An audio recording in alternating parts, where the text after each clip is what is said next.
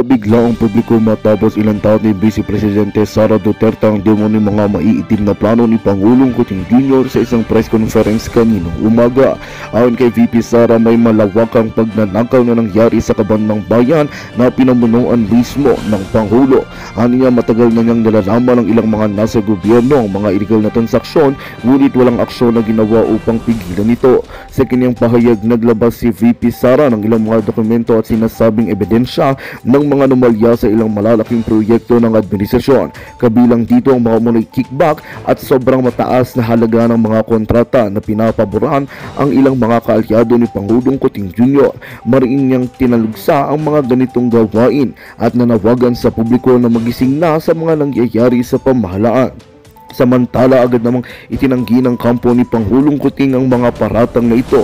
Sa isang opisyal na pahayag mula sa Malacanang, sinabing walang basihan ang mga akusasyon at isang malaking disinformation campaign lamang ang binabato ng mga kritiko ng administrasyon. At yan nga ang balitang ating pagkakatutukan. Ngunit bago ang lahat, siguraduhin mag-subscribe at i-hit ang notification bell para sa patuloy na pagtutok sa mga sulyap ng bagong balita sa tunay na boses ng masa.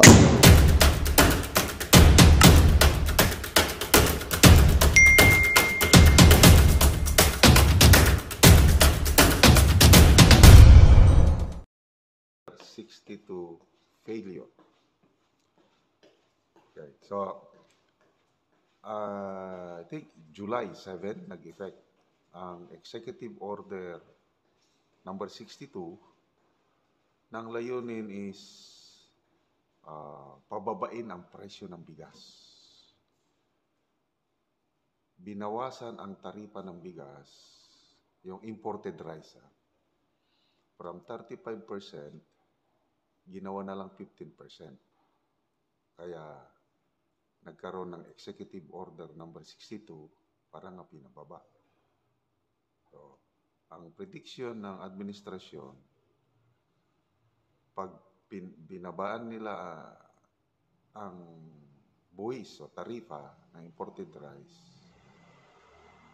expected mag-decrease ito ng 7 pesos per kilo. So, July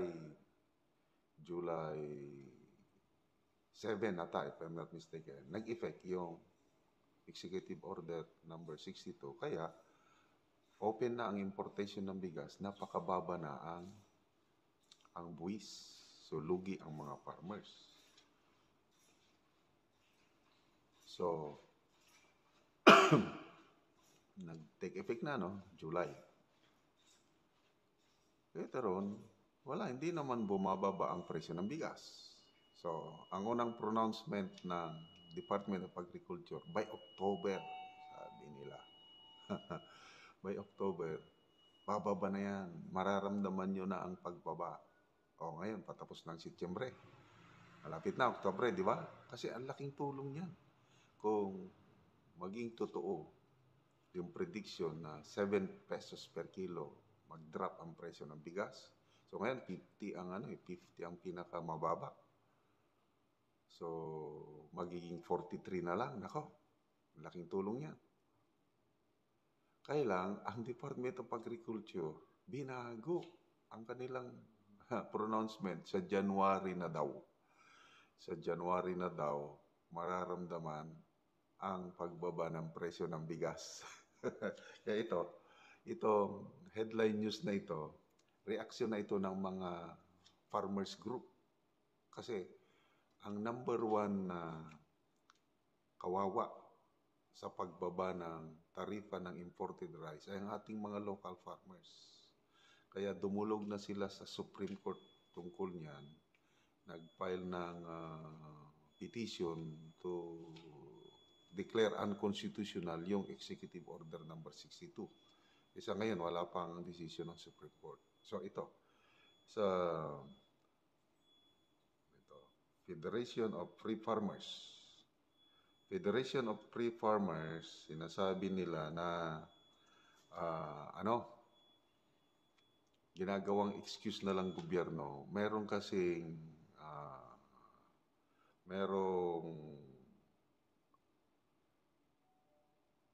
ilan ito? 20,000 metric tons na imported na bigas na nasa Port of Manila. Hindi pa claim. So, sabi ng Free Farmers Group of the Philippines, rason na lang daw yun ng gobyerno na para bang sinasayit na hoarding daw. Nagkakaroon daw ng hoarding itong mga importers. Ayaw nilang ilabas. Ayaw nilang gamitin yung 20,000 metric tons of imported rice na sa Port of Manila. Ano ito, excuse na lang daw, sabi ng Free Farmers, Federation of Free Farmers, to cover up the failure of EO62 na hindi talaga mapababa ang presyo ng bigas. So, ito ang statement ni Raul Montemayor, ang National Federation ng Free Farmers. We are doubtful whether the 20 million kilos of rice in the year has any impact on prices. It is less than 4% of the 530,000 tons that arrived from July to August at 15%. Nako, dami na palang halos mula nung nag-effect ang EO62, ang imported rice na dumating sa Pilipinas is 530,000 tons of rice na dumating. Ang dami. So, sabi ni Raul Montemayor, itong nakatiwangwang, yung hindi pa claim sa Port of Manila, 4% lang yun ng total. Yung 96% sa mga imported rice, dumating na, nandito na sa bansa, binebenta na. Up to now, hindi pa bumababa ang presyo ng bigas. Okay? So, yun po ang kabuuan. No? Ito sabi ni Montemayor, at least 96% of the arrivals are already out in the market. Also, it doesn't make sense why they will hold on to these stocks when prices will foreseeably go down when the new harvest come in. Officials are just using this as an excuse for why the tariff reduction was not effective. Agree ako dito kay Raul Montemayor kasi malapit nang mag-harvest. Pag nag-harvest na, ay bababa na naman ang presyo. Kaya walang katuturan yung dinadahilan na may rice hoarding. Ino-hoard yung 20,000 metric tons na nandun sa Pier, Port of Manila. Hindi yun. The fact remains na nagbaha na. Ang ating market ngayon, binaha na ng imported rice. Kaya lang sa ngayon, kasi 530,000 metric tons dumating na napakaliit yung buwis. Bakit hanggang ngayon, mataas pa rin ang presyo ng bigas? Kaya, I don't know, anong mangyayari dito? Kaya nakakatuwa yung paiba-ibang statement ng Department of Agriculture. Ulitin ko, July, nag-take effect na yung 15% na decrease sa tarifa.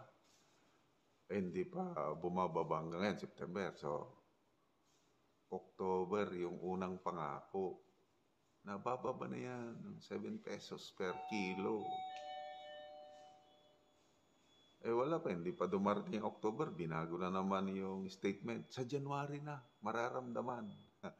Ano sa tingin niyo mga kaibigan? May pag-asa pa ba tayo na bababa ang presyo ng bigas? Lalo na yung pangako. Ano yung pangako? Gagawin ng lahat para 20 pesos per kilogram na bigas. Kaya natin yan. Nung una, naniwala rin ako niyan ay nabudol po tayo. So, instead na bumaba, tumaas. So, yung 20 pesos per kilo ng bigas, ano lang pa yun? 1/3. Kasi kung gusto mong kumain ng masarap na bigas ngayon, 60 pesos yung masarap. Yung 50, yun yung lowest quality. So, anyway, ito sa ano na lang, sa Bible, naka-prophesy na doon na ah, yung mga presyo na ganyan, pataas ng pataas. Pahirap ng buhay. Kaya ito, katumanan kung sa Bisaya. Nagiging totoo na ang na pahirap ng buhay. Magkakaroon ng pamin, gutom, kaya ano na lang, malalako ulit yung NEDA, yung poverty threshold. Pwede na daw, hindi ka daw pobre kung ang budget mo is 64 pesos per day sa pagkain. Ano ba yun?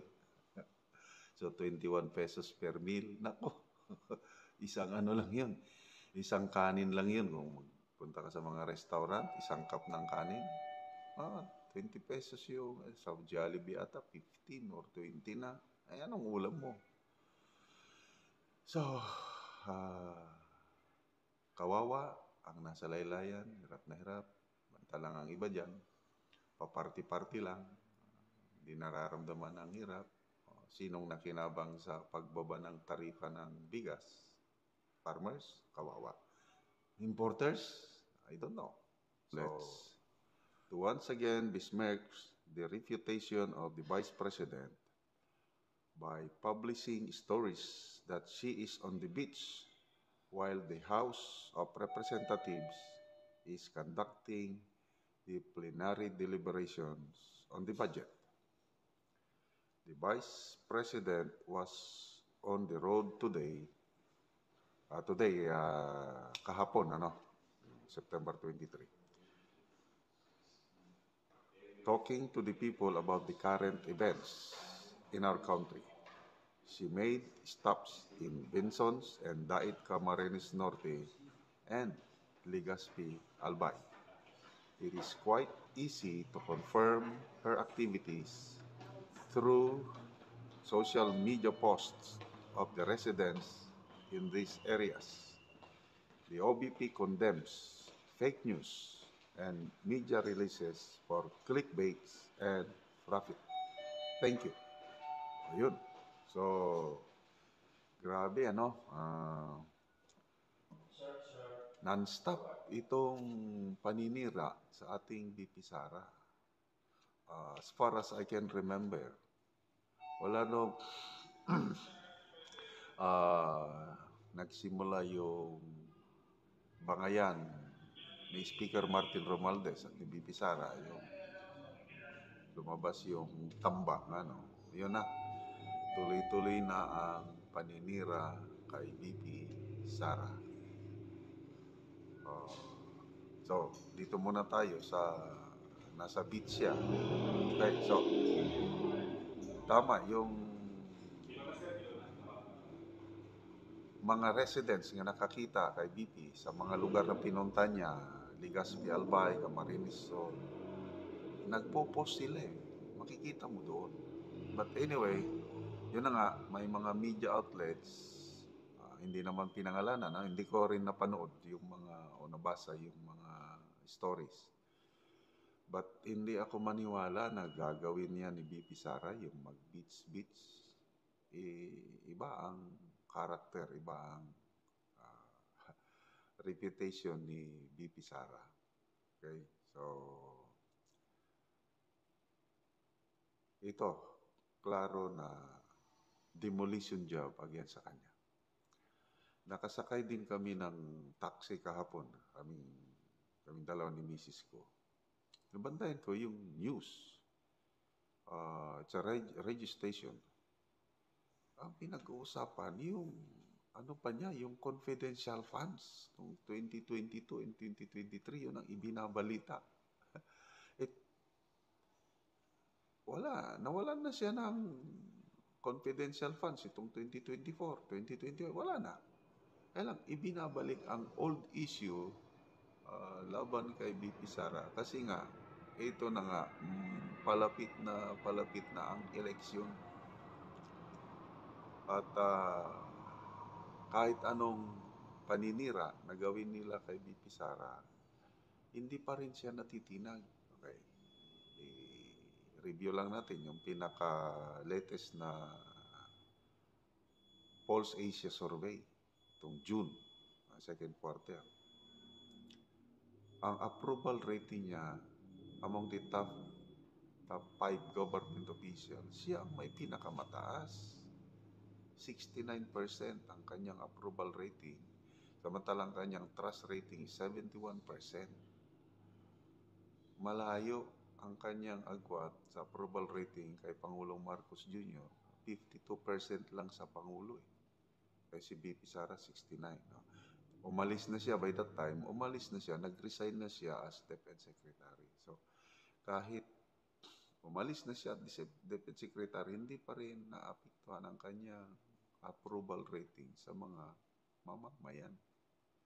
Kaya mataas pa rin yung kanyang pinakamababa doon, si Speaker Martin Romualdez, 35% lang ata. Siya ang pinakamababa. So, again, kung anong kasabihan natin, ang prutas na mabungahon, yung maraming bunga, yun ang binabato. Kung walang bunga o kakaunti ang bunga, walang ma-attract doon sa... Maalala ko nung bata kami, merong Indian mango sa amin sa La Union. Masarap na mangga ito, matamis-tamis, hindi siya maasim. May mga madaanan kami talagang puno, mga bata kami. Dati-dati inaakyat namin. Kumukuha talaga. Later yung may-ari, nilagyan niya na ng thorn para hindi namin maakyat yung puno. May siid. May ano na. Yan ang ginagawa namin. Binabato na lang para makakuha kami ng bunga ng Indian mango na masarap. So, ganon din tayo mga tao. Yung tao na nagtatrabaho ng gusto, kagaya ng ating BP Sara, kung ano-ano na lang ang ibinabato, ipinupukol sa kanya na mga dumi. Budget. Binawasan na siya. Sabi niya, I can live with zero budget. So I don't know ano nang mangyayari sa kanyang budget dahil from 2 billion naging 700 million na lang ang approved budget niya sa Kamara. Tinanggal ang mga pondo sa social services. So ayaw nila na ipagpapatuloy ni BP Sara yung ginagawa niyang pagtulong sa mga lumalapit sa kanyang opisina. Since time immemorial, ganyan naman ang ginagawa ng BP. May mga vice presidents. May mga social services project pagtulong sa mga nangangailangan. Si BP Lenny noon,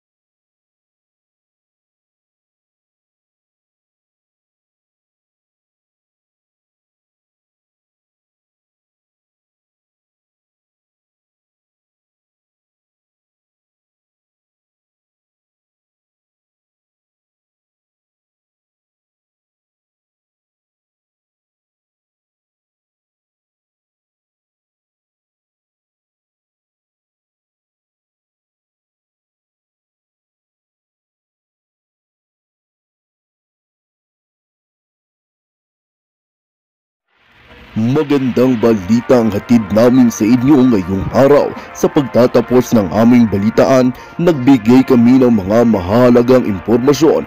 Maraming salamat sa pagtutok at pagsuporta sa aming programa. Huwag kalimutang manatili sa mga susunod na araw para sa mga bagong balita at mga kwento na dapat nating abangan. Mula sa Boses ng Masa, magandang araw Pilipinas!